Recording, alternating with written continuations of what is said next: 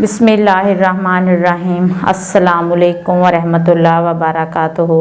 अगर आप ख्वाब में खुद को बीमार देख रहे हैं या आप किसी ऐसे इंसान को बीमार देख रहे हैं ख्वाब में जो बहुत ज़्यादा साबिर है, यानी कि बीमारी आई है उसकी ज़िंदगी में, वो बीमारी से लड़ रहा है और फिर भी अल्लाह ताला का शुक्र अदा कर रहा है कि अल्लाह तेरा शुक्र है, जिस हाल में भी हूँ तेरा शुक्र है।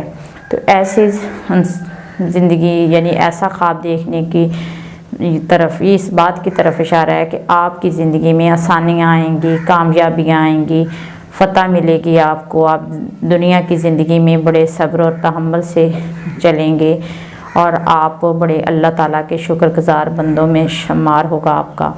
और अगर आप देख रहे हैं कि कोई बीमार आदमी है और वो अल्लाह की नाशुक्री कर रहा है और बीमारी में गालियाँ दे रहा है, ताने दे रहा है अल्लाह ताला को कि ये क्या है अल्लाह ताला, आपने मुझे इस तरह की बीमारी है, तो यानी कि हाल दवाई की बातें कर रहा है, तो ये इस बात की तरफ इशारा है कि ज़िंदगी में मुश्किलात आएंगी, परेशानियाँ आएंगी, टफ़ टाइम आ सकता है अगली मौजूद हालात वाली ज़िंदगी में।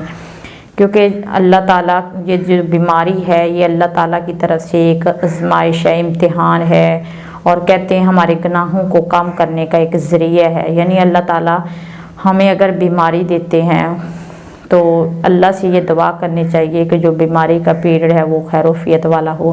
बीमार होना ये कोई बहुत बड़ी बात नहीं है, ये अल्लाह की तरफ से एक नेमत ही समझ लें कि हमारे गुनाहों का कफ़ारा होता है बीमारी में। तो ये इसको